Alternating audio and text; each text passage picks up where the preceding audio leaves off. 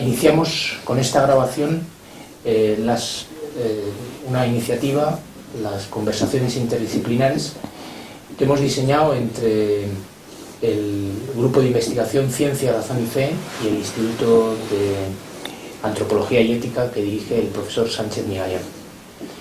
En estas conversaciones pretendemos entrevistar a una serie de profesores que han desarrollado trabajos interdisciplinares. Con nosotros hoy está el profesor Juan José Sanguinetti, que es profesor ordinario de Filosofía del Conocimiento en la Universidad de la Santa Croce de Roma. Ha sido profesor de Filosofía de la Ciencia, de Lógica, y en este momento es una de las personas dentro del mundo de la filosofía que ha tenido más relación con la neurociencia, ya que durante los últimos 4 años o 5 años ha estado involucrado en un proyecto, el proyecto STOCK, financiado por la Fundación John Templeton, y le ha permitido organizar una serie de simposios en Roma, en la Universidad de la Santa Croce, en el que han participado algunos de los neurocientíficos más sobresalientes de los últimos años. Es de mencionar casi de obligado en estos momentos al profesor Giacomo Rizzolatti, recientemente nominado Premio Príncipe de Asturias en nuestro país, que participó entusiásticamente en al menos una sesión de estos proyectos STOCK. Queremos empezar esta grabación en primer lugar preguntándole al profesor Sanguinetti por qué, dada su trayectoria filosófica, se ha visto interesado en la neurociencia. Bien, es un poco quizás paradójico, y algunos me lo han hecho, la misma pregunta me la han hecho de modo un poco más drástico, ¿no? ¿Cómo es posible que un filósofo acabe en la neurociencia? Y en realidad mi respuesta en una frase única sería: porque soy aristotélico. Porque la filosofía aristotélica de por sí lleva a un interés por las ciencias, porque Aristóteles mismo era un filósofo y al mismo tiempo era un hombre de ciencias, y él en todos sus estudios naturales, de psicología, de biología, de los cuales en muchos casos es el iniciador de estas ciencias, él siempre sabía moverse muy bien entre el plano filosófico, de ir a las preguntas fundamentales, y el plano científico, tal como se realizaba en aquella época, de manera más rudimentaria, pero al mismo tiempo con ya una metodología científica que podríamos decir seria y rigurosa, como era la ciencia griega en su época, ¿no?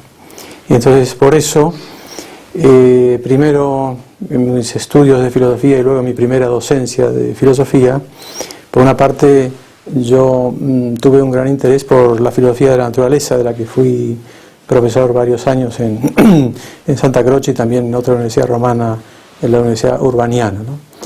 Y allí tengo también como base las lecturas de Aristóteles, de la física, sus obras biológicas, el del alma, de psicología, que junto también al impulso de otros profesores que yo he tenido, me han llevado siempre a un interés muy grande por la ciencia, ¿no? Entonces, diría que primero yo estuve metido y trabajando con docencia y luego poco a poco con lecturas y por fin con publicaciones en filosofía de la naturaleza y en filosofía de la ciencia, ¿no? El punto de partida para la filosofía de la ciencia para mí fue la lectura de los analíticos posteriores de Aristóteles, que de hecho fue lo que me dio la base para mi tesis doctoral, que también es luego un libro que publiqué ya en el año 77, La filosofía de la ciencia según Santo Tomás, que es lo mismo que decir también según Aristóteles, ¿no? Entonces por eso yo tenía esa doble vertiente, la de la filosofía de la ciencia, que yo la veía sobre todo, y eso es algo que a mí por lo menos personalmente me caracteriza como filósofo, de hacer una filosofía no de espaldas a la ciencia, sino en diálogo con las ciencias, y al mismo tiempo tratar de llevar a las ciencias al plano de la filosofía, ¿no? no individualmente, sino en contacto con gente de ciencias, y ese es un terreno que yo encontré, que realmente debo decir, así sinceramente, que es lo que me define en mi pequeña trayectoria filosófica de los últimos 30 o 35 años en que me vengo dedicando a la filosofía, ¿no? Es un tipo de trabajo que reconozco que tiene su dificultad, porque supone como doble de tiempo, ¿no? Invertir tiempo para hacer lecturas de filosofía y en el tiempo de ciencias, ¿no? Con la humildad que tiene que tener el filósofo de saber que él no es experto, no soy experto en ciencias, ¿no? Y al mismo tiempo hay que perder el tiempo, entre comillas, para dialogar con científicos, y ellos mismos también, cuando entienden esta tarea, ellos mismos hacen lo mismo, sabiendo que no son expertos en filosofía, y al mismo tiempo desean acercarse a la filosofía, porque siempre el hombre lo que busca es el sentido definitivo de las cosas, y a eso es a lo que va un poco la tarea filosófica, ¿no? Mientras que la teoría científica es más empírica, o más técnica, o más de detalle específico, pero no llega al sentido de las cosas, porque si llega es que ya pasa al plano filosófico, ¿no? Entonces, en esta unidad entre filosofía de la naturaleza y filosofía de las ciencias, a mí me han resultado muy útiles los contactos con algunas personas, concretamente para la filosofía de la ciencia y la naturaleza, con Mariano Artigas, que el día de hoy estamos también festejando la Memorial Lecture de Mariano Artigas, y precisamente yo en esos años, cuando empecé a investigar en estos temas y a publicar el libro La filosofía de la ciencia según Santo Tomás, Artigas, ese fue mi primer contacto con él. Mariano me escribió una carta, yo no lo conocía, no sabía que él también se interesaba por estos temas, que era ya en esa época, en los años finales de los años 70, bastante experto en Popper, vivía en Barcelona, y entonces yo, cuando venía a España con motivo de diversas cosas, incluso aquí a esta universidad, que él no estaba todavía, en Barcelona me encontraba con frecuencia con él, y me quedaba 1 o 2 días y charlábamos, y de ahí también salió nuestro libro escrito en común de filosofía de la naturaleza, ¿no? Entonces ese fue el contacto con Mariano Artigas. Y luego otro contacto que tuve posteriormente, cuando escribí un libro sobre el origen del universo en Argentina, publicado en Argentina, un tema cosmológico. Tuve otro contacto con un físico cuántico argentino de Rosario, que se llama Mario Castagnino, que me propuso escribir un libro juntos, y que lo escribimos en más o menos 3 años, sobre el tema del tiempo y del universo, un tema que a mí me resultaba fascinante y que también a él le interesaba, y entonces ese contacto con él de trabajo juntos, al menos en algunos meses en que él vino a Roma y trabajamos juntos, a mí me sirvió muchísimo, porque ahí aprendí más física que la que había conocido en los libros, porque veía cómo trabajaba un físico, me explicaba el sentido de las fórmulas, me explicaba la física cuántica, la relatividad, el significado de los distintos campos físicos, y entonces con eso vi un poco cómo era la mentalidad de un científico y nos entendimos muy bien, y ahí salió otro libro para mí, digamos, muy interdisciplinar, como es el de Castagnino, Sanguinetti, Tiempo y Universo, ¿no? O sea que entonces ahí se ve como un poco yo pasé de los temas clásicos de la filosofía de la naturaleza, con el proyecto epistemológico de unir fuertemente ciencias y filosofía, también para superar el positivismo, de quedarse solo en las ciencias, o esa especie de humanismo falso de los filósofos que diseñaban las ciencias considerando que estaban en la no verdad, como a veces se decía, o en algo puramente hipotético que no resultaba interesante para las ciencias. Con eso yo luego pasé al tema, dentro de la filosofía de la naturaleza, al tema del universo, el tema del cosmos, ¿no? Que es un tema muy filosófico, ¿no? Y al mismo tiempo vi que las ciencias decían mucho sobre ese tema, concretamente la cosmología, ¿no? Pero para entender la cosmología había que saber más o menos física a cierto nivel, ¿no? Y es un tema que lógicamente a un filósofo le interesa, porque es siempre un tema de totalidad, ¿no? Que tiene luego detrás de sí preguntas teológicas importantes, y por eso de ahí vino mi estudio. En esa época también yo seguía estudiando bastante a Santo Tomás, un estudio que hice muy sobre los textos de Santo Tomás, sobre el orden del cosmos. Me di cuenta de que en Santo Tomás la noción de universo es de las nociones centrales, y la de orden, casi tanto como la noción que siempre se sabe en metafísica, que es básica en Santo Tomás del acto de ser, ¿no? Y que aparte del acto de ser, era muy importante la noción tomista de orden y de universo, y las dos van muy unidas. Eso a mí me dejó como una huella en mi mentalidad de enfocar los temas de este modo, ¿no?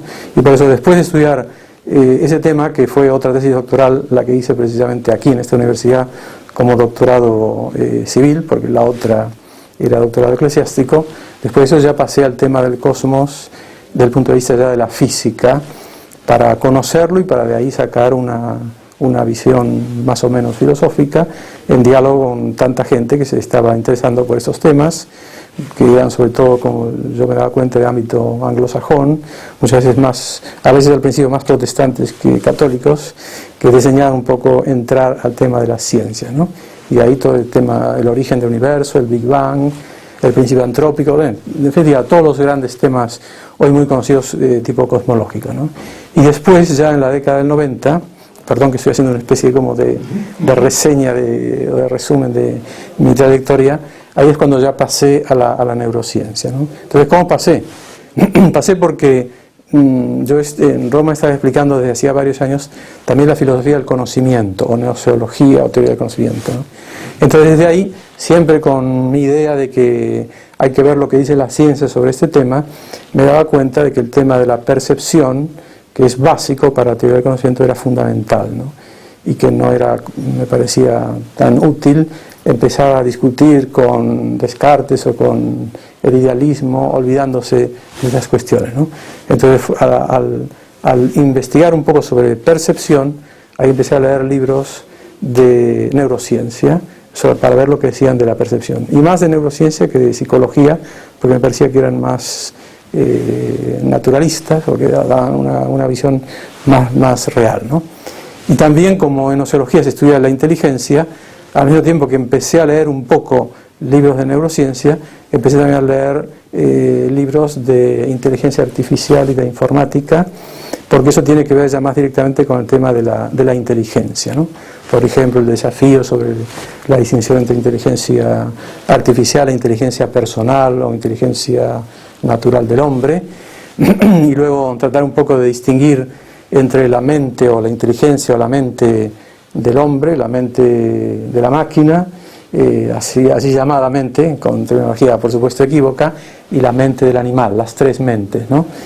Cosa que también me llevaba a la filosofía de los animales, ¿no? Entonces, así es como me fui metiendo en estas temáticas con lecturas. El primer libro que leí, me parece, de neurociencia es el de Popper Eccles, es el que me introdujo, El yo y su cerebro, en el que, como seguramente ya saben todos, el segundo tomo está escrito por Eccles, y es una exposición muy buena, muy interesante para su época. Está un poco ya superado porque es un libro ya viejo, de todo el tema prácticamente está contenido allí todo el tema del cerebro y sus distintas funciones cognitivas, ¿no? Y luego habla de la inteligencia. Y el tercer tomo es el diálogo que hacen Popper y Eccles sobre estas cuestiones, ¿no? Y entonces con eso ya tenía como dos vertientes, ¿no? Hubo un tiempo en que me interesé mucho, aunque no publiqué nada, así especialmente grande, algún artículo pequeño sobre inteligencia artificial, pero poco a poco me fui acercando más ya a la neurociencia como tal, ¿no? Y también otro ámbito que entra dentro de todo esto, porque como ven son muchos ámbitos, ¿no? Y no es, digamos, no es que yo fuera pasando de un tema a otro, sino que para un filósofo me parece normal el hacer esos desplazamientos de un campo científico a otro. Me parece que no está mal, ¿no? No es dispersión, ¿no? Pero otro campo, como yo había dado también explicado y estudiado, lógica, y lógica simbólica y lógica moderna, que conecta con la filosofía del lenguaje, también ahí tenía otro frente que yo me daba cuenta que luego conectaba con estos anteriores, ¿no? Que era el frente de la filosofía del lenguaje.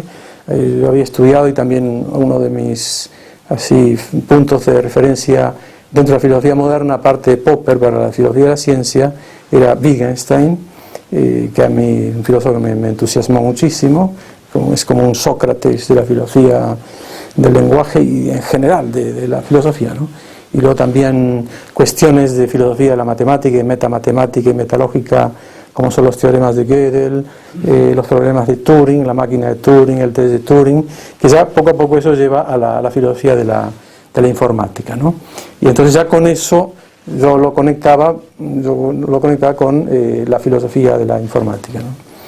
Entonces con esto al final, ¿qué tenía? Tenía un cuadro de lo que después comenzó a llamarse ciencias cognitivas, o sea, todas esas ciencias que tratan el conocimiento, relacionadas entre sí, cada una con su historia, su propia tradición, que son estas, ¿no? Son la psicología cognitiva, que supera el comportamentismo, la neurociencia, sobre todo la neurociencia de las funciones altas, o incluso neuropsicología cognitiva. Después la filosofía de la mente, que era la parte de la filosofía que trataba de estos temas y que nace en ámbito anglosajón, con esa denominación que a mí me parece un poco cartesiana, pero que no hay más remedio que seguir admitiéndola porque ya es lo que se utiliza, la filosofía de la mente, ¿no? De la mente, y luego la etología, o sea, el estudio de comportamiento animal, y la ecología, ciencia de la tierra, que todo está relacionado, todo es interdisciplinar, ¿no? Entonces yo sobre eso leí, hablaba con personas, trataba de hacerme una idea, trataba de sacar síntesis personales, y de ahí fueron saliendo también algunos cursos que yo iba dando en Santa Croce, que después a veces algunos los reproducía pero ampliados en Argentina, donde empecé a viajar con bastante frecuencia, cursos que veo que aquí algunos de ustedes, los presentes, están también interesándose por ellos. Por ejemplo, yo di un curso sobre filosofía de la mente, otro sobre filosofía, sobre la historia de la filosofía de la mente, otro sobre psicología cognitiva y la filosofía de la psicología cognitiva, otro sobre historia de la neurociencia, o sea, historia de las ideas de la neurociencia, las ideas filosóficas, antropológicas, en la trayectoria histórica de la neurociencia, ¿no? Y esos cursos, bueno, de ahí salió también el libro que publiqué hace 4 o 5 años de filosofía de la mente, por ejemplo, ¿no?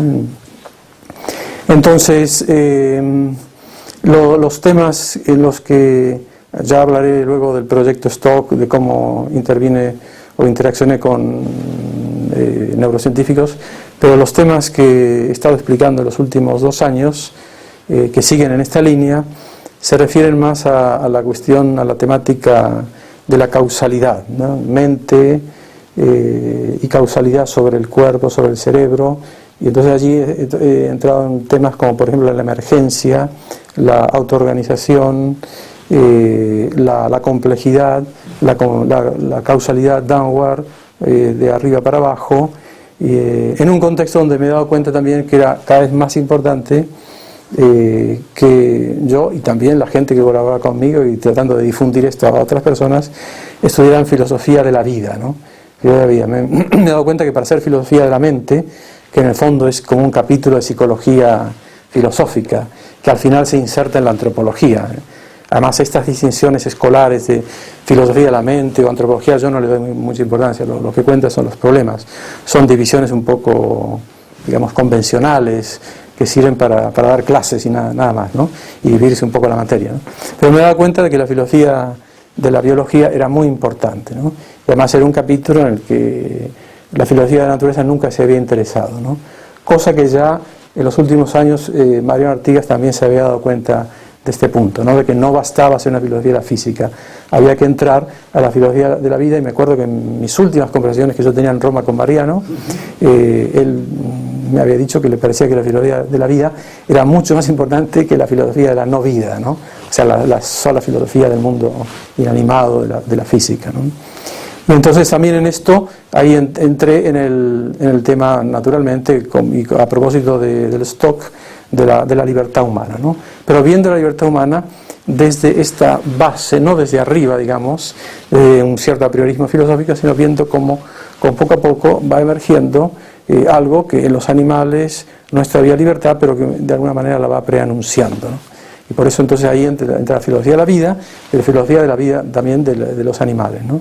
Y a mí me gusta decir un poco como slogan que para superar el dualismo cartesiano, cosa que todo el mundo en general está de acuerdo que hay que superarlo, en estos temas, hay que hacer una filosofía de los animales, hay que hacer una buena filosofía de los animales, ¿no? Bueno, entonces, estos son los temas.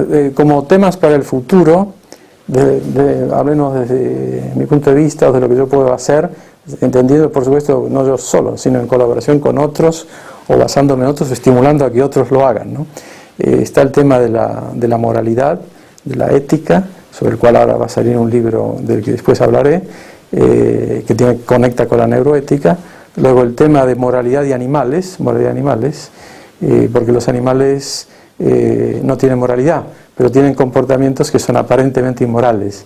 Y aquí sí que seguro que Jimmy se recuerda el simposio de este año de neuroética, donde proyecté un pequeño film sobre los leones asesinos, ¿no? que se comen a sus propias crías, ¿no? Realizando como asesinatos, ¿no? Y entonces esa temática de moralidad humana y aparentes inmoralidades animales obliga a hacer una serie de distinciones sobre lo que es un acto inmoral, o lo que es un acto inadecuado, o lo que es un acto patológico, por ejemplo, ¿no? Porque, por ejemplo, cuando un animal se comporta de ese modo salvaje, para el animal es instintivo, pero sin embargo el animal también puede tener, no actos inmorales, pero sí puede tener actos patológicos, ¿no? Actos patológicos. Pero cuando el león se come a las crías porque quiere que las crías sean suyas, y se come las crías de la leona que ha conquistado, destronando al otro león que ha tenido que escaparse, no está haciendo un acto patológico. Eso no es patológico para el león, ¿no? En cambio sí, puede haber otro tipo de actividades, de comportamientos sí patológicos, de tipo incluso agresivo, sexual en los animales. Pero no es fácil distinguir lo que es instintivo, lo que es fruto de la evolución, de lo que es patológico, ¿no? En los animales y luego en el hombre, por ejemplo, para distinguir también lo que es patológico de lo que es defecto y de lo que es inmoral o injusto, que son tres cosas muy distintas, aunque de alguna manera a veces se relacionan, ¿no? Y otro frente que tengo abierto, en el que me estoy metiendo un poco, desde siempre con toda la parcialidad que supone el que lo haga yo, como cualquier otra persona, es el tema de la sexualidad, porque a veces es muy importante hacer una filosofía de la sexualidad que viene casi sola cuando uno hace filosofía de la vida, ¿no? La sexualidad animal y luego la sexualidad humana, en la que hay que entroncarla, como ya nos lo enseñó el filósofo Wojtyła, filósofo de la persona, con el nivel personal, ¿no? Entonces todo esto yo ¿cómo lo he hecho? Lo he hecho en base a lecturas, en base a la ayuda de colegas, y siempre en equipo con otras personas, ¿no? Ese es el punto, ¿no? Entonces todo esto que yo aquí estuve resumiendo ahora brevemente, yo diría que es como un programa, no mío, sino que creo que hay que hacerlo, que es necesario que mucha gente lo haga. Es un programa aristotélico, me parece que es un programa aristotélico, es lo que haría Aristóteles hoy si viviera, y también Tomás de Aquino y también otra gente, ¿no? Desde el punto de vista de la antropología, a mí me ayuda mucho, y yo soy muy simpatizante de la filosofía de Leonardo Polo. Para la antropología me resulta a mí muy estimulante y muy interesante, ¿no? También otros filósofos o más o menos científicos que me han orientado, que son puntos referentes, son, por ejemplo, para el tema de la percepción, Cornelio Fabro, porque hizo una serie de estudios en los años 50 sobre percepción y pensamiento, uniendo el tomismo con la psicología de la Gestalt, con Piaget y con los funcionalismos. Me parece que es un trabajo excelente y casi es lo que creo que habría que hacer hoy, y lo que estamos seguramente haciendo hoy en el campo neurocientífico, que Fabro no le dio atención porque en esa época la neurociencia no estaba todavía en primera escena, en primera plana como hoy, ¿no? Y otros filósofos también que me sirven más o menos son Hans Jonas, que tiene una filosofía de la vida muy interesante, y para la percepción también Jeremy Gibson, que tiene una visión ecológica, como él dice, precisamente de la visión, una visión de la visión, que se extiende un poco a toda la percepción, que la encuentro muy interesante. Y también otro autor es Fodor, ¿no?, al que lo he seguido. Menciono estos autores porque también yo he dirigido tesis doctorales, o estoy dirigiendo tesis doctorales sobre esos autores. Sobre Fodor dirigí el año pasado una tesina, sobre Jeremy Gibson estoy dirigiendo ahora una tesis doctoral, ¿no? Entonces, en este programa aristotélico, a mí me parece que es muy importante que un filósofo o que los filósofos no abandonen a las ciencias, ¿no? Ese es para mí como un lema, ¿no? No abandonar a las ciencias, no dejar las ciencias que vayan por su lado, ¿no? Diciendo esto no lleva a ninguna parte, no es interesante, dejémosla que corran su propia suerte. Me parece que el filósofo tiene que ir a las ciencias, aunque eso lleva trabajo y cuesta mucho y se necesita mucha humildad para hacerlo, ¿no? Porque el filósofo no puede ir ahí con una banderita de victoria, sino que tiene que ir con una banderita de estudiar y de aprender, ¿no? Pero también el otro aspecto es que a las ciencias, luego el filósofo, o también el científico, cuando entra en la mentalidad filosófica, lo que tiene que hacer es también elevar a la filosofía, ¿no? O sea, elevarse al plano filosófico, ¿no? Y me parece que eso es casi natural, dada la tendencia del hombre a conocer la totalidad y a darle un sentido último, ¿no? Y otro punto, así también como casi criterio fundamental en este programa aristotélico de unión ciencias-filosofías, es el de evitar los reduccionismos, ¿no? Cosa que por otra parte todo el mundo lo sabe y es algo que incluso hasta los mismos reduccionistas no quieren ser reduccionistas, ¿no? Lo que pasa es que a veces lo son sin reconocerlo, ¿no? Como el mismo Changé, por ejemplo, Jean-Pierre, con el cual a veces he hablado en Roma. Él se niega a que se le diga que es reduccionista, porque él dice: yo me preocupo del hombre, de los derechos humanos, de la moral, de la antropología, de la religión, sí, se preocupa de todas estas cosas, pero sin embargo es reduccionista, ¿no? Entonces hay que ver bien qué quiere decir ser reduccionista, ¿no? Y bueno, y sobre eso también otra cosa que he visto es que hay este tipo de estudios se hacen a diversos niveles, ¿no? Es importante distinguir los niveles y ver en qué nivel uno quiere colocarse, ¿no? Porque hay un nivel que es el de investigación, el de hacer proyectos a largo plazo. Me parece que ese es el nivel fundamental en el que yo modestamente estoy metido, o sea, el nivel científico potente. Luego hay otro nivel que no hay que diseñarlo, que es el nivel didáctico para los alumnos, de hacer publicaciones que puedan servir, que sean manejables, pero es otro nivel en el cual el investigador también tiene que bajar, porque el investigador suele ser también docente, ¿no? Pero se requiere otra mentalidad, ¿no? Se requiere otra mentalidad cuando uno se enfrenta sobre todo con alumnos, al menos eso en Roma, donde yo soy docente, es todavía más importante porque ahí me encuentro con gente que viene de distintas culturas y que no tiene mucha formación ni científica ni filosófica. Y luego hay otro nivel, que es el nivel de la divulgación, pero la divulgación alta, ¿no? En el que los científicos nos dan verdaderas lecciones a los filósofos, porque ellos son conocidos en sus ideas humanistas y más o menos filosóficas, como son Damasio, como son Dawkins o tantos otros.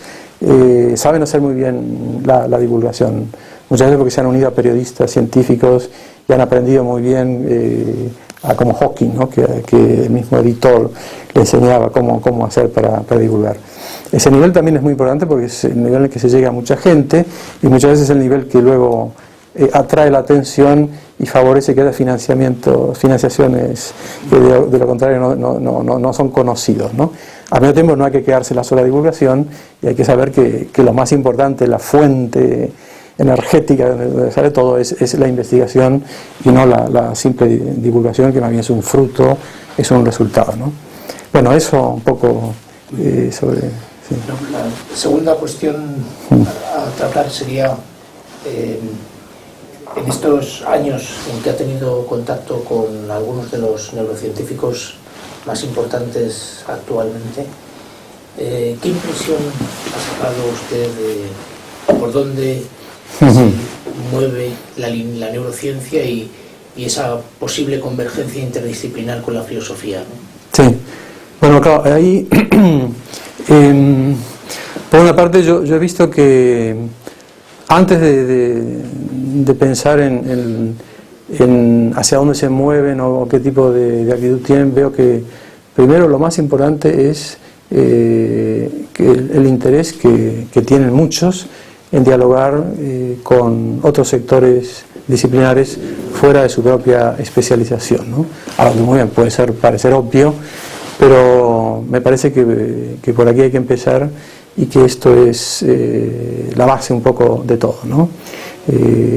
O sea, yo he comprobado en la propia piel, en Roma y en otros sitios, principalmente en Roma, la utilidad de los encuentros con científicos, ¿no? Porque cuando uno se encuentra con con uno de estos, como Antonio Damasio, uno gana muchísimo tiempo, porque uno entiende cómo está pensando mucho más rápido que si lee 3 o 4 libros de él, ¿no? O sea, enseguida toma la clave hermenéutica para saber qué enfoque él está dando, qué quiere transmitir o cómo está vivenciando eso que él escribe, ¿no?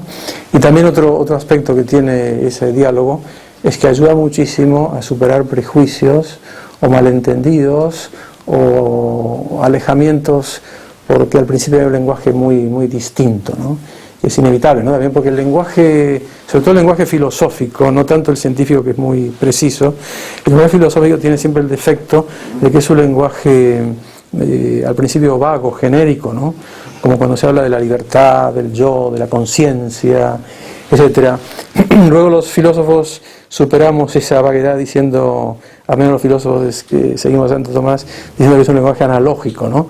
Porque hablamos de inteligencia de los animales, de inteligencia de las computadoras, de inteligencia humana, y luego decimos, oh, ojo, que esto es analógico, que no es lo mismo. Pero así pasa en muchas otras cuestiones, ¿no? Por ejemplo, cuando uno distingue niveles de conciencia, niveles de subconsciencia, entonces ya el lenguaje empieza a ser un poco más lábil, y entonces hay que entenderse entre científicos que utilizan estas categorías que son filosóficas y las utilizan en sus investigaciones y luego en sus divulgaciones más o menos humanistas y filosóficas, ¿no? En ese día a mí me ayudó lo que decía en uno de nuestros encuentros Georg Noderhoff, ¿no? Alemán que está en Canadá, que en una de sus contribuciones al libro que ahora está por salir, de que yo soy editor sobre Moral Behavior, él dice que hay como una refluencia de la terminología científica y filosófica cuando pasa al nivel de la otra parte, ¿no? Es decir, de la parte filosófica o de la parte al revés, científica, se va como cargando de sentido. Palabras como consenso, por ejemplo, para el tema bioético de consenso informado, para temas como conciencia, estados de conciencia, entonces se van como reformulando mejor cuando pasan de un nivel a otro, ¿no? Porque es obvio que uno que no sepa nada de neurociencia, se utiliza esta terminología porque lee en los periódicos cosas de neurociencia, no sabe nada y utiliza la palabra mal, ¿no? Y no entiende, ¿no? Y después también he visto que en estos encuentros de los que ahora voy a referirme un poco de Stock, me han ayudado mucho contactos y amistosos o amistad con personas como, por ejemplo, profesor Amaya, cuando estaba en Madrid, luego también con Flavio Keller, en el campus biomédico, que me ayudó muchísimo a conocer personas en el campo de la neurociencia, y también otra persona que está en Roma, neuroradióloga, que es Adriana Gini, que también se mueve muchísimo, muy bien, y que está teniendo también un grupo de neurociencia en el Regina Apostolorum muy interesante, muy rico, ¿no? Y ella también me ha presentado a otras personas, por ejemplo, ella es la que me condujo a Thomas Fuchs, y cuando yo le escribí por primera vez a Thomas Fuchs para que viniera a darnos una conferencia fue porque le di el nombre de Adriana Gini, que lo había conocido a Fuchs en un congreso en Alemania, ¿no? O este año, por ejemplo, Adriana Gini hizo posible que viniera a Santa Croce un conferenciante que se dedica a la neurociencia y a la moral, Michael Spezio, del Caltech, que habló sobre, y además es un ministro presbiteriano, y está muy interesado, por ejemplo, en cuestiones como base neurológica de las virtudes aristotélicas, ¿no? Y él fue el que por ejemplo, el que me sugirió que para este congreso que ahora estoy organizando en Santa Croce a fines de febrero próximo sobre la conciencia, invitar a Christoph Koch, ¿no? A quien yo al principio pensaba que era materialista, muy reductivista, porque veía que tenía escritos junto con Krieg, que es notoriamente reduccionista, ¿no? Y él fue el que me dijo que no era tan reduccionista, que él tenía sus propias ideas, que incluso le gustaba decir públicamente que era católico, que era de formación católica, de familia católica. Entonces yo, luego comprobando en internet o en sus libros, vi que era así, y luego le escribí a Koch y aceptó la invitación para venir a nuestro simposio, pero gracias a que Michael Spezio se dio de intermedio, ¿no? Porque yo le dije, me ha dicho Michael Spezio, entonces ya con eso ya tenía un nombre, una indicación, ¿no? Y luego fíjense cómo son las cadenas de amistades o de conocidos, ¿no? Que yo pude invitar a Giulio Tononi, que me dijo que sí, pero gracias a que primeramente Christoph Koch había dicho que sí, y el mismo Koch fue el que me sugirió invitar a Tononi. O sea que unas personas van llevando a las otras, ¿no? Entonces en este proyecto de Stock, que duró 4 años, como has dicho, se estuvo, digamos, planteado como 4 workshops en esos 4 años. Tú has asistido a 2 de ellos, ¿no? Creo, ¿no? Casi a los 4, perdón, sí, a los 4. Y luego una serie de conferencias, por ejemplo una de Fuchs, que no participó en ningún workshop, pero en cambio sí participó, vino a una conferencia, ¿no? En 3, efectivamente. Y luego, como fruto de estos workshops, ahora está por salir en estos días, porque yo he corregido las pruebas hace 15 días, las últimas pruebas, un libro que se llama Moral Behavior and Neuroscientific and Philosophical Approach, editado en IF Press en Roma, una nueva editorial. Y este libro en inglés recoge casi todas las intervenciones de estos workshops de los que quisieron enviar un artículo elaborado. Está una tuya, está de aquí otra de José Ignacio Murillo y de otros más. Y es un libro que no son actas de un congreso, es un auténtico libro estructurado en partes y capítulos, en donde se comienza con metodología de neurociencias y filosofía, luego se pasa al tema de la libertad, luego al tema de la moralidad, de los juicios morales, de la base ética de los juicios morales, y luego se va a una serie de temas sobre empatía como base de la moralidad, desarrollo de la conciencia moral en los niños, que lo hace Trevarten, y por fin un tema sobre moralidad y el aparente altruismo de los animales, y luego el tema de enhancement, el potenciamiento, posible potenciamiento moral, sí, que al menos se discute este tema, ¿no? Que es un tema que también se plantea con la tecnología actual, ¿no? Bueno, y ahí entonces yo conocí a muchos de estos. Me parece que yo, en unión con otros que estábamos en el equipo, como José Ángel Lombo, por ejemplo, o Heriberto Acerbi, tratábamos de conectar y de invitar a gente que no fuera excesivamente, digamos, reduccionista, o que estuviera como en una actitud un poco beligerante o anticlerical o anticatólica, o sea, gente abierta, ¿no? Entonces ahí han venido, por ejemplo, Colin Trevarten, de la Universidad de Edimburgo, que es conocido internacionalmente, un psicólogo de la percepción y del desarrollo infantil, luego Georg Nordhoff o Thomas Fuchs, o luego también, bueno, además a Georg Nordhoff es interesante, el nombre a mí me lo dio Jaak Panksepp, ¿no? Que es un grande neurocientífico, con toda su teoría de la mente afectiva, ¿no? Porque yo primero he invitado a Jaak Panksepp, gracias a que el nombre me lo dio Flavio Keller, ¿no? Pero él me dijo que estaba enfermo de cáncer, y espero que ahora esté un poco mejor porque no ha muerto, y esto ya hace 3 años, y él me dijo que no podía venir por su enfermedad, pero que me recomendaba que invitara a Nordhoff, ¿no? Y por eso lo invité, ¿no? Pero en fin, ese es también otra persona con la que querría entrar en relación, ¿no?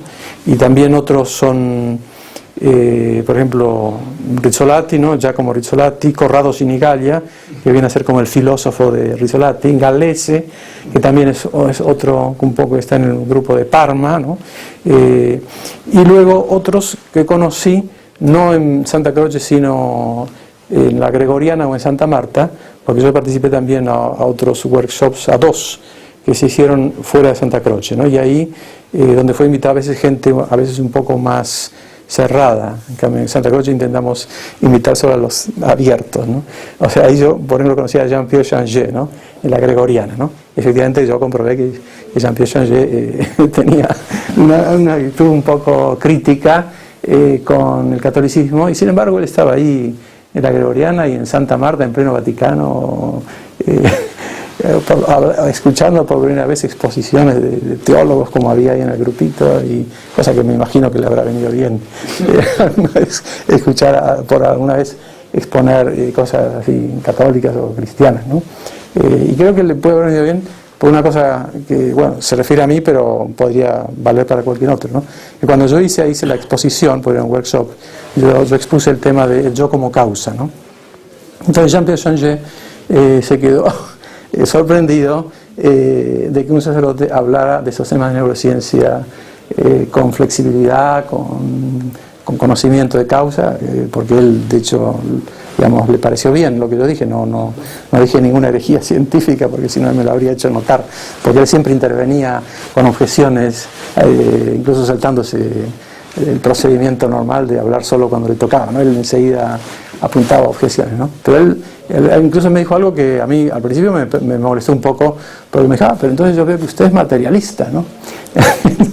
Y dije, yo soy espiritualista. La verdad es que yo creo en un espíritu encarnado, ¿no? El espíritu está encarnado, ¿no? O sea, se ve que él entendía, a lo mejor se imaginaba, pienso yo, que podría, digamos, que un sacerdote tenía que ser espiritualista en un sentido místico, de hablar de cosas solo místicas y de no tocar ningún tema material, de ya empezar a hablar de cerebro, de áreas, de localizaciones, ya era ser materialista, ¿no? Incluso cuando yo dije que, por ejemplo, que había que hacer una filosofía natural, yo dije, necesitamos una filosofía natural, él me dijo, muy bien, eso es lo que hace falta, hay que hacer una filosofía natural, ¿no? Pero después me di cuenta que él, por filosofía natural, entendía el naturalismo en el sentido del materialismo, ¿no? O sea, ahí es donde se ve el sentido de las palabras. Yo lo que quería decir era simplemente una filosofía de la naturaleza, ¿no? Pero no naturalista en el sentido del naturalismo de que hoy se habla, que no es el naturalismo, bueno, aristotélico, ¿no? Y bueno, y después también en esos contactos, también por ejemplo con, no sé, Antonio Damasio, vino con su mujer, una persona espléndida, muy abierto, con el que se puede conversar de todo, ¿no? No es creyente, él más o menos sigue una visión un poco spinoziana, pero es muy interesado, además, él de hecho es portugués, o sea que tiene una raíz católica, ¿no? Y él, ahí en esos encuentros, ellos hacían preguntas incluso sobre religión, sobre teología católica, sobre el Papa, sobre la Iglesia, sobre los obispos, ¿qué es esto? ¿Qué poder tiene el Papa? ¿Y qué es el purgatorio? ¿Y qué pasa con el alma después de la muerte?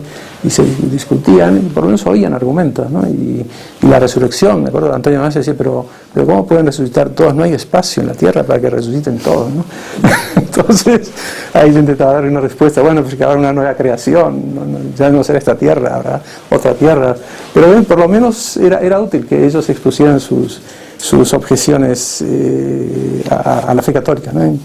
Y bueno, y en el futuro próximo ahora, me encontraré con estos dos, Koch y Tononi, que para mí son un poco una incógnita, porque no sé exactamente lo que van a decir, aunque más o menos lo preveo porque leí sus libros y me imagino que ellos dirán lo que ahí está escrito, ¿no?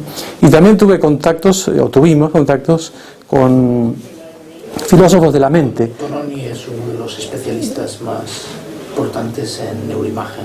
En neuroimagen cognitiva. Claro, neuroimagen cognitiva. Y también tiene una teoría sobre la conciencia en unión con Edelman, ¿no? Que ha escrito junto con él, ¿no? Y bueno, decía que también otro contacto, otro grupo de gentes con las que entré en contacto son los filósofos de la mente, que son menos numerosos. Esto sobre todo en Italia, ¿no? Porque en Italia yo asistí a algunos encuentros de filosofía de la mente en Roma o en Milán, ¿no? Por ejemplo, estos no son muy conocidos internacionalmente, son conocidos en Italia, pero son toda gente que todos esos temas los tienen trabajados, ¿no? Por ejemplo, uno que se llama Di Francesco, otro que se llama Alberto Paternoster, que es muy bueno, es materialista, pero es un tipo muy, muy inteligente, y dice una serie de cuestiones sobre la conciencia muy interesante. Y siendo materialista y reductivista, él, por ejemplo, dice una cosa que a mí me gusta mucho, y es que dice que en los temas de neurociencia no sabemos casi nada, ¿no? No sabemos casi nada. Me gusta esa ausencia de euforia o de hibris científica, ¿no? No sabemos casi nada, me parece muy bien esa conciencia de lo poco que sabemos, ¿no? Gracias a que sabemos mucho, ¿no? Como diría Popper, ¿no? O, bueno, otro era también Carlo Humiltà, ¿no? Que hace poco escribió, un psicólogo, un libro, Neuromanía, ¿no? En donde se queja un poco de la inflación de la palabra neuro en todo, ¿no? En neuroeconomía, neuroestética, neuroteología, neuroética, neuro todo, ¿no? Y también aquí en España conocí a Carlos Moya de Valencia, ¿no? Filósofo de la mente, también una persona muy, muy afable, muy abierta, muy, no sé si está en contacto con usted, pero podría estar en contacto en cualquier momento, ¿no? Bueno, entonces yo lo que me di cuenta es que hay entre los este tipo de personas que van siguiendo estos temas hay como dos grandes grupos, como un poco dije, ¿no? Uno yo diría que es el grupo de los filósofos, ¿no? De los filósofos de la mente, ¿no? O de los filósofos que les interesan estas cuestiones, ¿no? Me parece que es entre los filósofos en donde a veces puede darse la actitud más de posición filosófica clara, ¿no? Precisamente porque son filósofos, ¿no? En donde uno descubre a los dualistas, a los funcionalistas perfectamente definidos, como puede ser Kim, no lo conozco, pero es conocido, ¿no? Como filósofo de la mente. Pero estos son netos, o sea, tienen posiciones muy claras, ¿no? O por ejemplo, en el campo más cercano a los intereses del realismo, de la filosofía cristiana, una filosofía como cristiana, Nancy Murphy, a la que también invitamos y tenemos bastante amistad con ella, que ella sigue mucho los temas de ciencia y fe, con un planteamiento muy típico de Templeton Foundation, y por eso ella primero estuvo en cosmología y después entró en neurociencia, ¿no?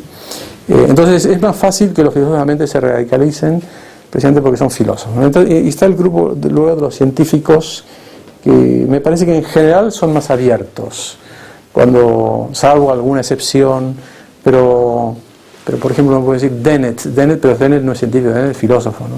Entonces tiene una posición radical, aunque al mismo tiempo como, no sé, convulsionada, desorientada, porque no se sabe bien qué opina Dennett. Yo no llego a saber cuál es su filosofía. Lo único que sé es que como que deconstruye todo lo que toca, ¿no? Y luego, pero entre los filósofos, entre los científicos, veo que en general, digamos, los neurocientíficos, me refiero a los neurocientíficos, digo, tienden al materialismo, ¿no? Sin saberlo, ¿no? Cosa que es de formación profesional, es lógico, porque es lo único que ellos saben, lo único que han estudiado, ¿no? O sea, ellos, si se les plantea cualquier tema de psicología o de antropología, enseguida piensan en el cerebro, y es lo único que saben.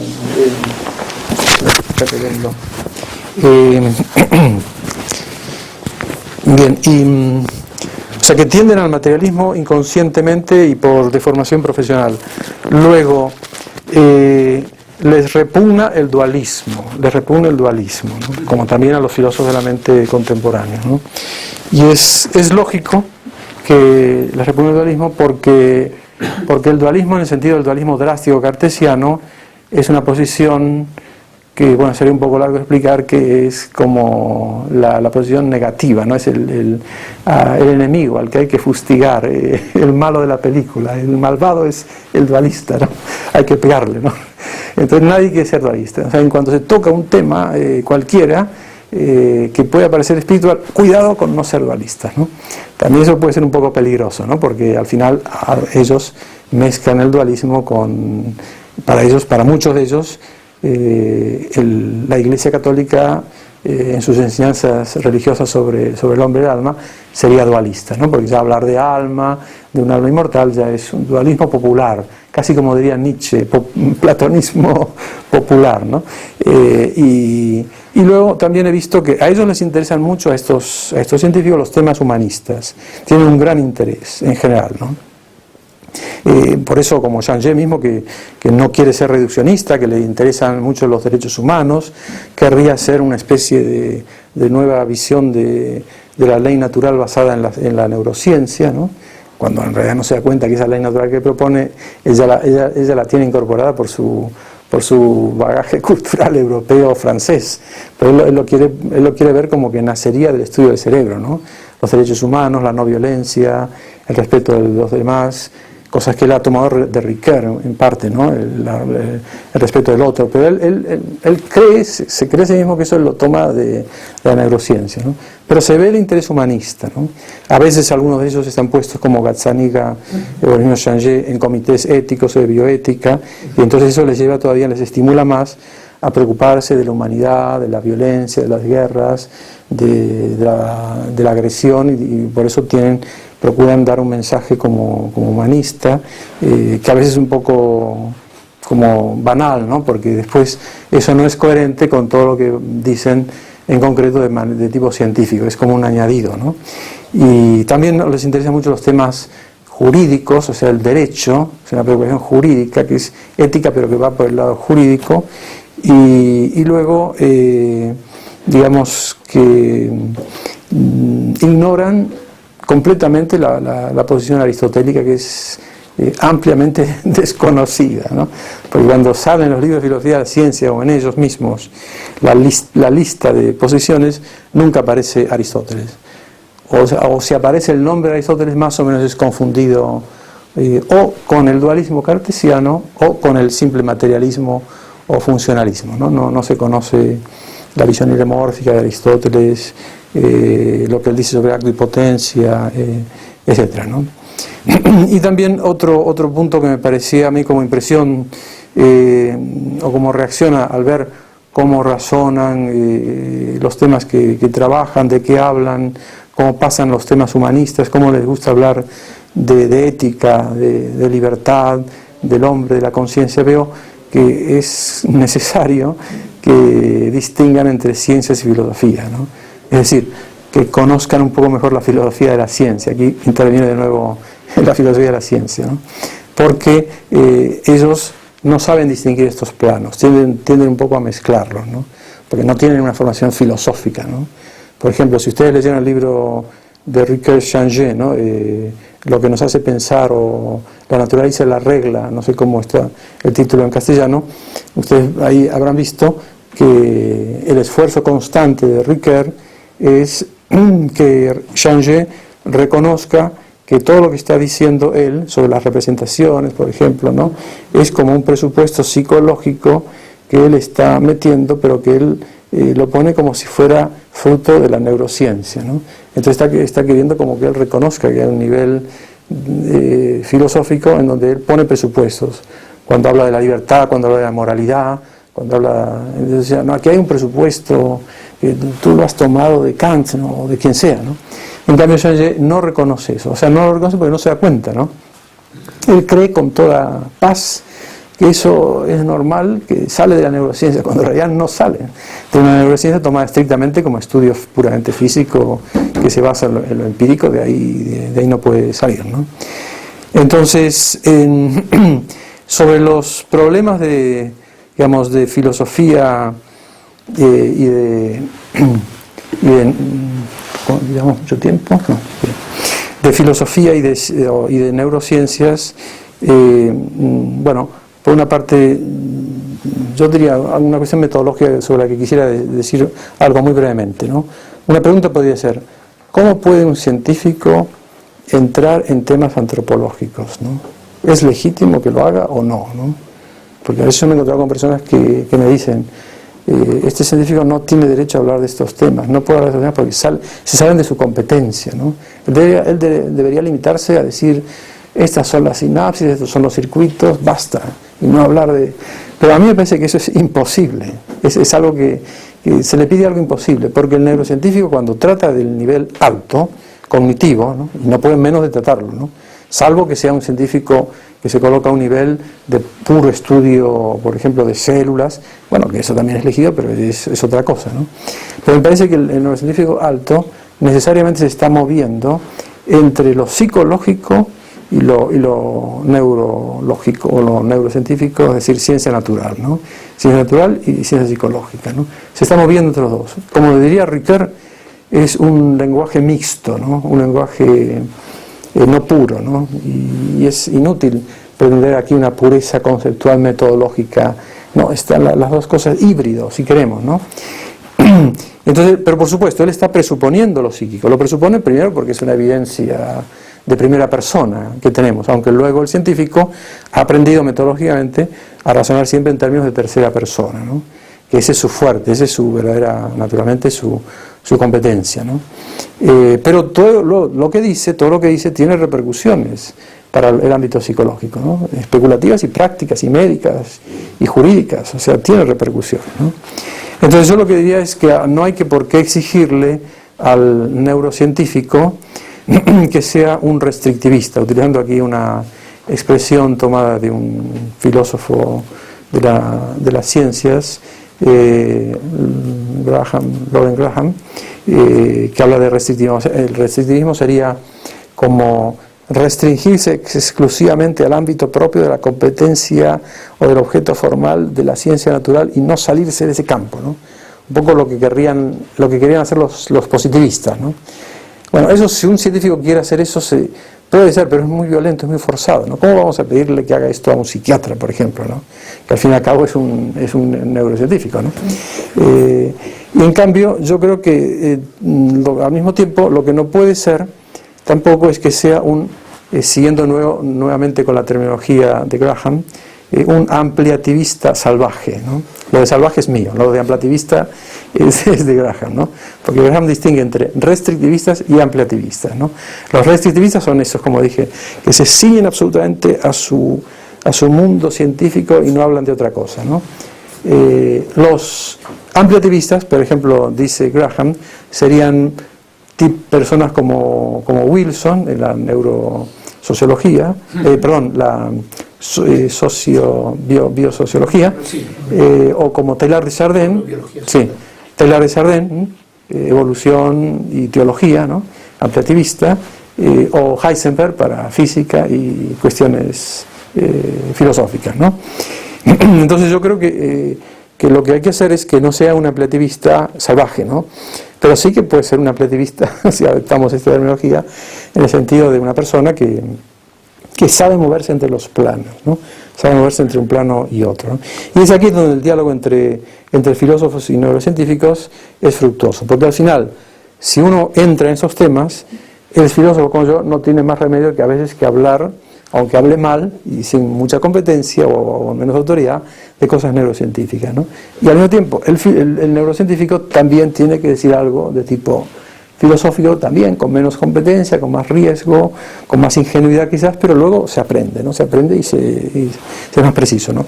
Pero también otra cosa, queda un minuto para sí. Bueno, sobre esto de no pasar de saber pasar de planos, querría aquí recordar en un minuto la tesis de Bennett Hacker, del libro Philosophical Foundations of Neuroscience, ¿no? Porque ese libro, que es muy bueno y al mismo tiempo tiene una tesis única, filosófica, es que no se deben atribuir al cerebro ni a las áreas cerebrales actos como por ejemplo percibir, imaginar, representarse, pensar, que son solo de la persona, hay que atribuirlos a la persona, ¿no? Y bien, eso es correcto, eso no lo hacen muchas veces los neurocientíficos, que dicen que, no sé, que esta área cerebral produce esta representación y así interpreta este plano perceptivo bidimensional como 3 dimensiones, hace esta interpretación, como si el cerebro hiciera esta interpretación. Entonces, esos autores se quejan de ese vocabulario que consideran que es una llamada falacia meriológica, ¿no? Es decir, atribuir lo que es de la parte, lo que es del todo, atribuirlo a la parte, ¿no? Ellos quieren que el lenguaje se cuide un poco más, ¿no? Y ya para evitar casos extremos, como por ejemplo decir que el cerebro ama, que el cerebro razona, que el lóbulo prefrontal hace planes y cosas de ese tipo, ¿no? Aunque al mismo tiempo se reconoce que es gracias a esas áreas que luego la persona es la que puede planear, razonar, pensar, amar, decidir, etc. Pero la neurona no decide, decide la persona. Y así en tantos casos, ¿no? Bueno, paramos aquí. Entonces, no se encuentra en toda la célula ni se encuentra en toda la persona, sino que se encuentra en un tipo de molécula concreto, los ácidos nucleicos, tal. Claro. Entonces yo no veo ningún problema, por ejemplo, si uno dice el yo que piensa actúa es fundamentalmente el cerebro. ¿Es una? es fundamentalmente el cerebro. Uh-huh. Es decir, el yo que piensa, actúa no es el cerebro más las manos, más... Es decir, Sí. es fundamentalmente el cerebro, el sistema nervioso. Es decir, Uh-huh. no es otro sistema que se encarga de pensar. Es decir, ¿por qué eso es una falacia meriológica? No, porque lo que dicen ellos es que el yo que piensa no es el cerebro, sino que es la persona a través del cerebro, ¿no? Porque aunque habláramos del cerebro en conjunto, que para ellos, claro, la persona no es igual al cuerpo humano, ¿no? En su conjunto, ¿no? Porque si no estaríamos diciendo que el cuerpo humano es la persona, ¿no? O sea, ellos distinguen, una cosa es el cuerpo humano, incluso tomado en su totalidad, ¿no? Y otra cosa es el yo. Ahora, por supuesto que ellos no hacen una filosofía para explicar por qué esa distinción, ¿no? Eso ellos no lo dicen. Ellos lo dan como evidente, ¿no? Lo dan como evidente que cuando uno dice yo amo, o yo pienso, o yo razono, ese soy yo, esa es la persona, ¿no? Y luego reconocen que eso es a través del cerebro, ¿no? A través del cerebro, incluso a través de áreas concretas, ¿no? En cambio ellos ponen otros ejemplos, porque lo hacen un poco más al lenguaje, porque uno de ellos dos, no me acuerdo quién es el filósofo, es wittgensteiniano, ¿no? Ellos dicen, por ejemplo, si a mí me pica la piel, sí, bien, eso sí es la piel que me pica, no es la persona que me pica, ¿no? O sea que en este caso sí, yo puedo referirlo a la parte, ¿no? Pero hay cosas, hay verbos apetitivos o cognitivos como desear, conocer, interpretar, en donde ellos dicen que la persona que dice que, no sé, que el lóbulo frontal planea, ellos dicen, eso no es falso. Eso no tiene ningún sentido. O sea, el que dice eso no sabe lo que está diciendo nada, ¿no? Dice, no tiene ningún sentido, ¿no? Ese es el tipo de argumento que dan, ¿no? Y ponen como cita de Aristóteles, en donde Aristóteles dice que no debe decirse que tiene pasiones, etcétera, o desea el alma ni el cuerpo, sino la totalidad, ¿no? La totalidad de alma y cuerpo. Aristóteles no habla de personas, ¿no? Entonces el argumento de ellos es que lo que los antiguos quizás lo atribuían al alma, en realidad hay que atribuirlo al todo, ¿no? Que es la persona. Y ahora los modernos, en vez de hablar de alma o de mente, hablan de cerebro. O sea que el cerebro habría sido sustituido, sustituiría lo que antes era la mente, pero siempre estábamos en la falacia meriológica, ¿no? Incluso cuando se hablaba de mente, ¿no? Al decir, por ejemplo, en el caso de Descartes, ¿no? Mi mente piensa, etcétera, etcétera, ¿no? Tenemos un último punto. Sí, no, un último punto es que me parecía que, aunque nosotros hablemos, esto también era como un punto para tener en cuenta para lo que dicen los neurocientíficos cuando entran en antropología, ¿no? Que es muy importante también tener en cuenta los contenidos, ¿no? Porque si no se puede caer un poco en el defecto que a veces tiene la misma psicología, no ya la neurociencia, sino la psicología, que es quedarnos un poco en las formas, en las funciones cognitivas, como de manera un poco formal, pero sin hablar de los contenidos, ¿no? ¿Y cuáles son los contenidos? Ahí ya eso es controversial, como diría un anglosajón, ¿no? Porque los contenidos es cuando ya entramos en temas, por ejemplo, sobre la verdad, sobre el bien. Por ejemplo, digo un ejemplo para aclarar rápido lo que quiero decir. No basta hacer una neuropsicología para saber disfrutar bien de la vida, ¿no? Teniendo bien las emociones controladas, el cerebro bien armonioso, porque el disfrute de la vida requiere también objetos, ¿no? O sea, ¿qué es lo que a mí me da un verdadero disfrute? O sea, un gozo auténtico, ¿no? Hay que ir al objeto, ¿no? ¿Y el objeto dónde está? El objeto es la verdad y el bien, ¿no? O sea, el mundo conocido, que para la mente, para el conocimiento es lo verdadero. Entonces, claro, si uno sabe disfrutar de la vida dedicándose a la droga, entonces, aunque disfrute mucho de la vida, eso no es una solución antropológica, ¿no? Ahí está el punto, ¿no? Porque si no, podríamos decirle a uno que sepa, no sé, ser equilibrado, no ponerse tenso, no caer en depresión, viviendo bien, con esta actitud correcta, su posición, su postura en la que se ha divorciado, en la que va con distintas mujeres o con distintos hombres, porque él escoge ese tipo de vida. Yo no hablo de los contenidos, pero trato de que psíquicamente lo haga bien, ¿no? Y eso no es solución, porque los contenidos influyen mucho luego en el gozo, o sea, en el acto subjetivo, en el gozo de la satisfacción, en la reacción personal, ¿no? Porque si no está el periodo del formalismo, ¿no? Porque entonces ya cualquier actitud ante la vida, sea budista, sea cristiana, sea New Age, podría ser válida, ¿no? Por supuesto que es un tema muy, muy difícil, porque aquí ya entramos en el compromiso con la verdad, ¿no?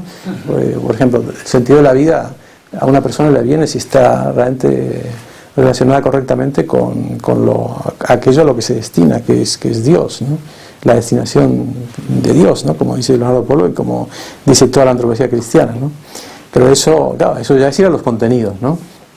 Un poco de manera análoga, si quieren, a lo que hace Gibson cuando estudia la percepción, diciendo, exagera un poco, ¿no? Pero algún mensaje hay, ¿no? Olvidémonos de las representaciones subjetivas, de las activaciones neuronales, y cuando describimos la percepción, hablemos de los objetos. Yo percibo montañas, ríos, estructuras ambientales, y esto es lo que percibo, ¿no? Y eso es lo importante. Y él intenta hacer como una fenomenología de la percepción visual del ambiente, ¿no? Diciendo, yo no me intereso para nada de la parte neurológica, no la niego, pero no hablo de eso, sino que hablo de los objetos, ¿no? Y hace una fenomenología bastante interesante, que en realidad no es incompatible con todo lo anterior, ¿no? No, ese es el punto que quería decir, ¿no?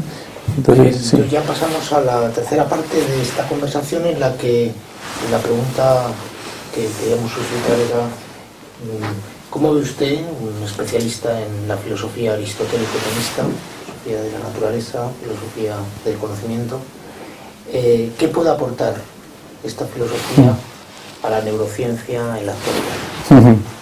Bueno, sobre eso, para decirlo muy sintéticamente, yo creo que lo que puede aportar no es tanto las soluciones de detalles de neurociencias, en las que Tomás de Aquino sigue una fisiología antigua, superada, ¿no? Por ejemplo, con la visión del cerebro de tipo galénico, ¿no? Basada en la división de los ventrículos, no en ese sentido, ni tampoco en el sentido de querer a toda costa pretender mantener exactamente la clasificación aristotélica o de Tomás de Aquino de las distintas facultades, sin mover para nada una pieza, como veo que algunos a veces hacen, ¿no? El sentido común, la estimativa, la cogitativa, aquí la memoria, como si fuera una estructura intocable, sino que más bien la inspiración de fondo es, dentro de una actualización de estos temas, es la de que Tomás de Aquino, por ser aristotélico, da una gran importancia al organismo, a la vida orgánica y al mismo cerebro, ¿no? Hasta el punto de que él, junto con tantos otros, porque lo toma de la medicina antigua, asigna las funciones sensitivas que participan máximamente de la racionalidad y por tanto relevantes para los actos de decisión, lo pone, que es la cogitativa, lo pone en la parte media del cerebro. Y cuando dice la parte media del cerebro no está diciendo una palabra vacía, sino que se está refiriendo concretamente a una localización que los médicos de la época, la línea de Avicena, que se remite a Galeno, situaban en uno de los ventrículos, no me acuerdo cuál, donde más o menos situados en la zona media, ¿no? Al mismo tiempo había localizaciones en donde está la zona media, la zona anterior, la zona posterior, y ahí iban colocando la imaginación, la memoria. O sea que las localizaciones en ese sentido no son un descubrimiento moderno que los clásicos desconocieran, sino que ellos hacían sus localizaciones, ¿no? Como uno puede ver, basta ver los dibujos que hacían los médicos en el siglo XIII en las universidades, en la Facultad de Medicina de las universidades europeas como Salerno o como Padua, donde tenían ya una cierta anatomía, ¿no? del sistema nervioso, ¿no? Y luego el otro punto es, por una parte, eso, o sea, Santo Tomás es relevante, su filosofía, porque da importancia a la naturaleza, al cerebro, es una visión naturalista, entre comillas, o sea, naturalista en el sentido aristotélico. Y luego la otra es que no es dualista, ¿no? No es dualista, porque uno ve, por ejemplo, la distinción entre mente-cerebro o cuerpo-alma como interacción cuerpo-alma, es una distinción que no se encuentra en Santo Tomás. Jamás uno va a encontrar en Tomás de Aquino un planteamiento o una cuestión en donde él se pregunte cómo el alma mueve al cuerpo, cómo el cuerpo mueve al alma, ¿no? ese planteamiento mismo ya, esa interacción alma-cuerpo, es ya un planteamiento cartesiano. San Tomás más bien se pregunta, en los temas correlacionados con esto, cómo unas potencias mueven a las otras, ¿no? Y esas potencias, imaginación, memoria, inteligencia, voluntad, etc., son todas potencias psicosomáticas, ¿no? Aunque la inteligencia y la voluntad no lo sean, porque para Tomás aquí no son no orgánicas, o sea, estrictamente espirituales, pero al mismo tiempo actúan siempre solo en unión con las potencias mediadoras de tipo sensitivo alto, ¿no? De tipo sensitivo alto, ¿no? Con lo cual todo el tema de la causalidad es un tema psicosomático en Santo Tomás, no es nunca un tema de alma-cuerpo, ¿no? O sea que por una parte esto, ¿no? De paso es interesante y tiene que ver con temas también de ciencia y fe, aunque sea un poco lateral, porque es una cuestión histórica, ver que los antiguos, en la mejor tradición clásica antigua, naturalista, que luego fue incorporada por los cristianos en las universidades, y no solo incorporada, sino ampliada, vemos que los estudios del cerebro son importantísimos, ¿no? O sea, una importancia muy, muy grande, ¿no? En los antiguos, gracias al iniciador de todo esto, que es Hipócrates y Platón, ¿no? Que se dieron cuenta de que el órgano central del cuerpo humano es el cerebro. Ahí Aristóteles se equivocó, porque Aristóteles, con toda su ciencia, era cardiocentrista, ¿no? Y no era cerebrocentrista, ¿no? Ahí Platón tenía razón, ¿no? Menos mal que luego después Galeno recogió, siendo aristotélico, la línea platónica, y además la recogieron también los médicos alejandrinos, que tuvieron investigaciones muy importantes para la neurociencia, ¿no? Entre otras cosas porque trabajaban con prisioneros, haciendo actos inmorales, que era hacer intervenciones en seres vivos, ¿no? En el cerebro, ¿no? Prisioneros condenados a muerte, ¿no? Después eso se prohibió y luego se permitió hacer la división de cadáveres, que está prohibida solo en la última fase de la Edad Media, ¿no? Cuando, por ejemplo, Leonardo da Vinci, cuando ya es su renacimiento, ¿no? Le cuesta muchísimo trabajar con cadáveres, ¿no? Porque estaba prohibido, ¿no? Bueno, aquí mezclé varias cosas con ciertos órdenes, pero creo que se han transmitido eficazmente una serie de puntos que creo que tienen que ver con ciencia y fe, ¿no? Porque a veces se puede casi creer que la neurociencia nace en el siglo XIX, que las localizaciones vienen con la frenología de, ¿cómo se llama este autor? Eso es Gall, ¿no? Y que todo lo anterior, como a veces uno lee en libritos así de divulgación, un poco superficiales, que todo lo anterior es oscurantismo, es creer en magia, en que las enfermedades mentales son obra de los demonios, y no se reconoce, por ejemplo, que los antiguos y San Tomás mismo conocen patologías, ¿no? y les asignan causas orgánicas, ¿no? A patologías con toda una terminología bastante precisa, con cierto discernimiento de varios tipos, ¿no? Bueno, en cambio cuando llega Descartes, pretendiendo salvar la espiritualidad con exámenes dualistas, se crea toda una tradición dualista que falsamente se piensa que es espiritualista, ¿no? Y se pierde toda esa tradición anterior, ¿no? Y luego ya respecto hay poco tiempo y aquí voy a ser un poco rápido y esquemático, pero el aporte fundamental, en mi opinión, desde el punto de vista de contenidos así teóricos, es que a mí y a mucha gente, creo que Tomás de Aquino nos ayuda, interpretado con flexibilidad, ¿no? Tomando sus principios, no tal exactamente a la letra lo que dice, ¿no? Nos ayuda para dar una buena interpretación filosófica, antropológica, de lo que son los actos psíquicos, ¿no? Esos actos que hoy modernamente se llaman mentales, ¿no? Y a veces me parece que yo acepto esta terminología porque si no me entienden, ¿no? Digo mentales, pero en realidad sería mejor llamarlos psíquicos, ¿no? Porque la palabra mental es difícil, por ejemplo, pensar que un dolor es un acto mental, ¿no? Porque no lo es. Lo mental es más bien lo espiritual, ¿no? O lo cognitivo alto, ¿no? Porque a nosotros aquí tenemos sobre la naturaleza de los actos mentales, tanto en filósofos de la mente como en neurocientíficos, las posiciones que se conocen son casi yo diría que son dos, ¿no? Esquematizando mucho, ¿no? Una es la visión dualista, ¿no? Ya sostenida por pocos, pero siempre descrita al menos como blanco que hay que atacar, ¿no? Y por tanto a veces simplificada, ¿no? Y otras son las reacciones materialistas o monistas ante el dualismo, pero que en el fondo siguen con ese monismo, siguen con ese dualismo, solamente que para atacarlo, pero sin salir de la estructura, ¿no? O sea, se juega siempre con el dualismo, lo mental y lo neural, que ya de por sí no es correcto, ¿no? Porque yo creo que con Santo Tomás hay que distinguir niveles psicosomáticos. Entonces no está lo mental y lo neural como dos cosas distintas, ¿no? Está lo vegetativo, lo sensitivo ligado a lo vegetativo, lo sensitivo que va siendo más intencional, como sucede en la vista y en el oído, que van superando lo vegetativo, y está luego lo espiritual, pero que está encarnado y que por tanto también es sensitivo. Y esos son muchos niveles. ¿Dónde está la distinción tajante entre lo mental y lo neural, ¿no? ¿Por qué esa distinción tajante? Que la siguen usando los materialistas incluso, ¿no? Aunque ellos luego dicen que es como terminología para entenderse. Sí, pero seguimos con el dualismo, ¿no? ¿No? Entonces, y además en Tomás de Aquino, los actos psicosomáticos, imaginar, recordar, pero incluso pensar y amar, ¿no? Que son actos espirituales, pero son encarnados también. No son dos actos, ¿no? O sea, no hay un acto espiritual y al mismo tiempo un acto psíquico y un acto neural que lo acompaña o que es correlato o que causa sobre uno y otro. Eso no existe, eso es el análisis que hacemos nosotros, ¿no? Existe un único acto, ¿no?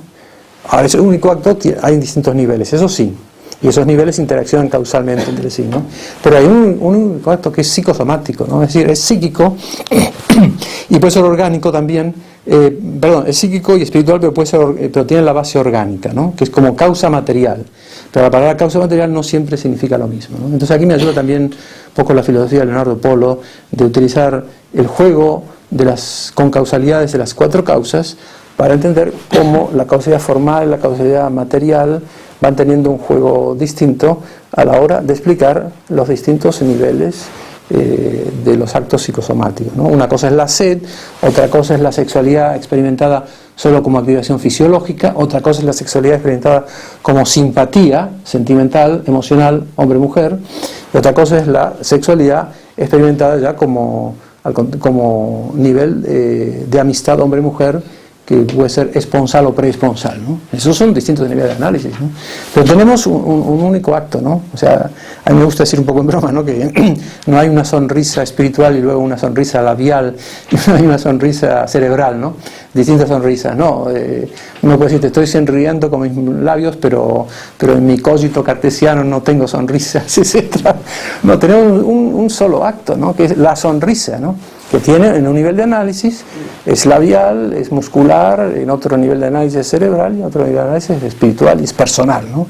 Y toda la unidad de un único acto, que en definitiva en el caso de la sonrisa y cosas análogas es el acto personal, ¿no? Es el acto personal. A veces hay actos que no son así necesariamente personales, ¿no? Pero esto que es tan sencillo es curioso, pero es muy difícil que entre en la... porque supone cambiar completamente de mentalidad, ¿no? Y eso es prácticamente la síntesis, o sea, la visión, yo creo, tomista, aunque no está así tal cual en Santo Tomás, es la de, yo diría así, dualidades que se superponen en niveles material formal, con lo cual lo que es formal respecto a lo que viene encima es material, de nuevo, en una multiestratificación, ¿no? Multilayered, ¿no? En inglés diríamos, multiestratificación, ¿no? Y entonces, el nivel inferior se puede tomar solo, aisladamente, pero se puede tomar como formalizado por el nivel superior, ¿no? Entonces, cuando está formalizado por el nivel superior, cambia el sentido, es elevado. Entonces aquí aparece una noción que a mí me gusta, decirla así, que es la de cuerpo elevado, ¿no? Cuerpo elevado, ¿no? O sea, yo puedo estudiar el cuerpo humano desde el punto de vista físico-químico, ese no es el cuerpo elevado, pero eso es el análisis que yo hago. No es que yo tenga un cuerpo así y luego tenga otro cuerpo. El cuerpo único es único, es personal, ¿no? Pero el cuerpo como elevado es cuerpo personalizado, cuerpo personal, ¿no? Incluso en ese sentido, hasta la palabra cuerpo misma podría contener ya la misma persona, ¿no? Y esto no es monismo, esto es unidad alma-cuerpo, ¿no? Aunque normalmente cuando decimos cuerpo no entendemos semánticamente al alma y por eso decimos está el alma, ¿no? pero ojo, que están unidos, ¿no? Que el cuerpo de por sí, en cuanto que es elevado, ya contiene al alma, ¿no? Es cuerpo personal, persona corporalizada, ¿no? Persona corporalizada, lo que no significa no distinguir los niveles, por eso no es monismo brutal, ¿no? Por eso ya antes decía yo que una cosa, no se puede decir que el yo sea igual a la totalidad del cuerpo, ¿no? Porque esa totalidad del cuerpo la entiendo como totalidad del cuerpo tomada, perdón si esto es demasiado sutil, tomada en el nivel bajo, ¿no? Pero si la tomamos como nivel alto, entonces sí que se podría decir que el yo es igual al cuerpo, ¿no? Porque ese cuerpo ya comprende a la persona, ¿no? Y un poco las nociones del Leib y de Körper en alemán un poco ayudan a esto, la noción de cuerpo intencional, por ejemplo, de Merleau-Ponty, ¿no? De cuerpo propio, cuerpo intencional, que han visto los fenomenólogos, un poco ayuda a esto, ¿no? Ahora, esto supone un cuidado en la terminología, ¿no? Un cierto cuidado, ¿no? Y por eso las cosas que dicen concretamente aparte ya de los dualistas, los monistas, hay dos tipos de monismos, claramente, que es el monismo neurologista, yo soy mis neuronas, o el monismo computacional.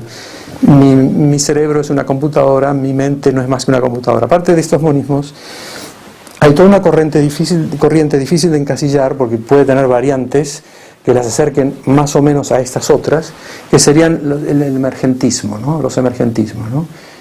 Cosa en la que yo estaba el año pasado, ¿no? O sea, esa noción de emergencia, de algo superior, irreductible a lo inferior, indeducible de lo inferior, y por eso emerge en serio. Si no, si se pudiera deducir desde abajo, ya no es emergencia, ya es identidad, ya no. Por eso los emergentistas son anti-reduccionistas, reconocen el nivel superior, ¿no? Desde un punto de vista evolutivo, entonces tenemos un evolucionismo emergentista, o simplemente, sin hablar de evolución, ya como una cosa así, sin más, simultánea, ¿no? Y entonces el emergentismo, digamos, yo lo veo como una cuestión que puede ser bastante cercana a la de aristotelismo. Basta añadir algunas cosas para hacer ver mejor la trascendencia de lo superior sobre lo inferior. Trascendencia que en el caso del espíritu es enorme, es porque el espíritu humano trasciende al cuerpo infinitamente, por eso podemos conocer a Dios, pero al mismo tiempo está encarnado, ¿no? Sería como una jerarquía formalizadora, ¿no? Claro, una jerarquía formalizadora, exactamente. De tal manera que los niveles inferiores los puedes encontrar en otros. Claro. En otros muchos seres de la escala filogenética, hasta llegar a uno. Sí.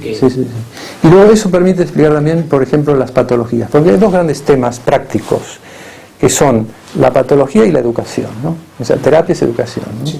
Son eso. La patología se puede explicar muy bien con la desintegración que se produce en los niveles, cuando el nivel, digamos, inferior deja de disponerse bien para poder ser formalizado por el nivel alto, ¿no? Entonces el nivel alto se queda ya, digamos, sin la base material, ¿no? Y por eso puede parecer débil, un poco como cuando Max Scheler, que tenía una visión estratificada como la de Nikolai Hartmann, ¿no? Cuando Max Scheler decía que el espíritu es débil y que lo material es fuerte, ¿no? Esa era una visión un poco quizás de fuerza en sentido físico, ¿no? Sí, una bomba atómica parece más fuerte que un pensamiento, que parece algo muy debilito, ¿no? Poca cosa, ¿no? Pero ojo, que el pensamiento y la decisión son más fuertes en otros sentidos, ¿no? Y la bomba atómica tiene una fuerza que es de un nivel menor, ¿no? Pero si lo de abajo no se dispone bien, lo de arriba no puede actuar, ¿no? Surgiría en la pregunta de esta jerarquía formalizadora tendría mucho interés en la evaluación, por ejemplo, de las enfermedades mentales. Claro, y también de alguna manera en los espectros psicológicos, o sea que habría una alteración en el cerebro que puede ser espectral, es decir, que puede ir de más a menos, gradual. De más a menos, sí. Pero en este caso las enfermedades mentales, como se está viendo cada vez más, con una base biológica, producirían una alteración perceptiva de tal naturaleza que alteraría también el nivel jerárquico superior del individuo. Sí, es correctísimo, cognitiva y también apetitiva, por supuesto, ¿no? Pero es muy bueno que hayas dicho cognitivo también, ¿no? Porque, por ejemplo, en las patologías sexuales se produce una desintegración cognitiva, ¿no? La percepción misma entonces queda distorsionada, ¿no? Y además aquí entraría ya luego lo que antes había esbozado brevemente de que a veces hay, una cosa es el defecto, otra cosa es el desorden moral, en el cual interviene la libertad, y otra cosa es la patología, ¿no? La patología, que a veces pueden relacionarse entre sí, ¿no? Pero siempre hay cierta desintegración. El defecto, en el fondo, es que, digamos, el defecto puede ser que nosotros, y el defecto conecta con la educación, de que nosotros no estamos plasmados desde la infancia, ¿no? Tenemos que autoplasmarnos, ¿no? El cerebro, como diría Leonardo Polo, la imaginación tiene que hacer su propio órgano, dice Leonardo Polo, ¿no? O sea, nosotros en los niveles más altos tenemos que, en algunas cosas lo hacemos inconscientemente y en otras lo hacemos guiándolo con la voluntad, ¿no? Pero un poco lo hace la educación. Vamos como plasmando ese organismo que a nosotros se nos da de manera indeterminada precisamente para que lo plasmemos, ¿no? Y eso hay un nivel de desarrollo embrional o postinfantil que lo hace de suyo. Por ejemplo, las conexiones sinápticas, ¿no? Por eso hay percepciones que si no se perciben bien en los tiempos críticos de la infancia muy primitiva, luego ya no se perciben bien, ¿no? Por ejemplo, pronunciación correcta de idiomas o capacidades musicales, ¿no? Que si un niño muy pequeño las oye, aprende a identificarlas, ya le queda para toda la vida. Si no lo aprende, ya no lo podrá aprender con facilidad después, ¿no? Y tantas cosas de este tipo, ¿no? Y luego está ya el tema de las virtudes, que es distinto, de las virtudes altas. La relación entre esta jerarquía formalizadora y la adquisición de los hábitos tiene también, me parece, un cierto interés, ¿no? Muchísimo interés, sí. Eso conecta todo con los hábitos, ¿no? Conectaría también con una neurobiología o neurociencia evolutiva. Sí. Efectivamente, sí. Evolutiva en el sentido es el desarrollo personal, sí, hasta la madurez, sí, desde la infancia. Sí. No, esto abre muchas perspectivas sobre psicología infantil, familiar, sociedad, porque aquí luego hay que hacer intervenir, y eso no lo dije, ya no hay tiempo, ¿no? Que esas causalidades no hay que verlas solo aisladamente en el individuo y en el organismo del individuo. Hay que verlas siempre socialmente, en relación con otros, y eso desde el principio casi como un a priori, ¿no? Porque uno no madura y no se desarrolla cognitivamente o afectivamente, sino en unión con otros, ¿no? En unión con otros. No hay conciencia si no hay, por lo menos desarrollada, ¿no? Como potencialidad, sí, pero si no hay interrelación con otras personas que tienen conciencia y que intervienen conmigo, los cuidados paternales, por ejemplo, ¿no? Y luego la amistad, ¿no? Entonces eso, o sea que hay una causalidad social, y aquí entra luego el lenguaje, el simbolismo, la causalidad semiótica, ¿no? Que es importantísima, ¿no? Y es todo un tema, ¿no? Que abre muchas perspectivas sobre lo que es el lenguaje, y luego el tema también de las instituciones y de las normas, ¿no? Que también tiene su causalidad, ¿no? Por eso cuando se habla del influjo causal de la cultura, no hay que pensar solo en las máquinas o en la tecnología, sino también en las instituciones, en los simbolismos culturales, y todo eso es hay como feedback sistémico de todo esto. Una posible crítica, digo, para terminar redondeando esta conversación, una posible crítica sencilla y a lo mejor ingenua, pero sustancialmente profunda también, a un proyecto que pueda ser buscar las interacciones entre cerebro y alma, por ejemplo, o mente y cerebro, por decirlo así, sería que realmente tiene un interés relativamente parcial, porque tenemos construida desde el punto de vista aristotélico-tomista hay una jerarquización formalizadora que nos lleva a ver al individuo, a la persona, a estudiar la persona actuando, haciendo, o a estudiar la biología en sí misma, ¿no? Pero esa interacción que va a ser real y que vamos a encontrar tampoco nos proporciona, digamos, un gran descubrimiento. Sí, es que estos descubrimientos en la vertiente práctica luego sirven para lo que sirven, ¿no? Hay que ver para lo que sirven, ¿no? Pueden servir para, por ejemplo, terapias, ¿no? El aspecto de terapias de patología, ¿no? Y en eso sí que sirven, ¿no? De algún modo, si se trata de niveles más bajos, como por ejemplo aprendizaje de idiomas o musicales, etcétera, pueden intervenir también con técnicas, que es tecnología de tipo informático, más que farmacológico, diría, informático, para el potenciamiento, para el tema del enhancement, ¿no? Del buen enhancement, ¿no? del buen potenciamiento, ¿no? Es educación, que es virtudes, pero que también utiliza instrumentos, simbolismos, máquinas, ayudas personales, ¿no? Y a veces, en algún caso, pero hay que delimitarlo bien, también puede ser la ayuda farmacológica, ¿no? Porque a veces una pastilla para curar una depresión, bueno, eso ya es terapia, ya no es enhancement, ¿no? Ya eso es para la patología, ¿no? Pero eso, digamos, la utilidad existe, ¿no? Hay que situarla bien, ¿no? Por supuesto, para uno luego, para aprender matemáticas, lo que hay que hacer es estudiar matemáticas, no es y acudir a recursos suscita la idea de que con una base biológica, vamos a decir, más preparada, mejorada al máximo desde el punto de vista cognitivo, proporciona una catapulta en el nivel jerárquico superior, que mejora al individuo. Se puede decir que es correcto. Sí. Yo en eso me parece que a mí me ha servido utilizar la terminología de causalidad de arriba abajo y de abajo arriba, ¿no? Sí. Aunque no es la única, porque también hay horizontales y transversales, ¿no? Sí. O sea, la de Danward, porque la causalidad Danward, de la que se habla tanto, hablan tanto los emergentistas, porque si uno es verdadero emergentista, quiere decir que uno reconoce que desde arriba se puede causar hacia abajo, y no es una causa eficiente, entonces es una especie de causa formal activa, ¿no? Eso que les cuesta tanto a los monistas materialistas entender, ¿no? Que la causa no es solo causa eficiente, la bolita de billar, ¿no? La causalidad de tipo Hume, ¿no? Pero entonces con una causalidad de Danward es una causalidad en donde desde arriba, o sea, desde los valores, las virtudes, las totalidades bien comprendidas, uno ejerce una causalidad que repercute y además repercute según cascadas de grados, de modo preciso, no de cualquier modo, sobre lo inferior, ¿no?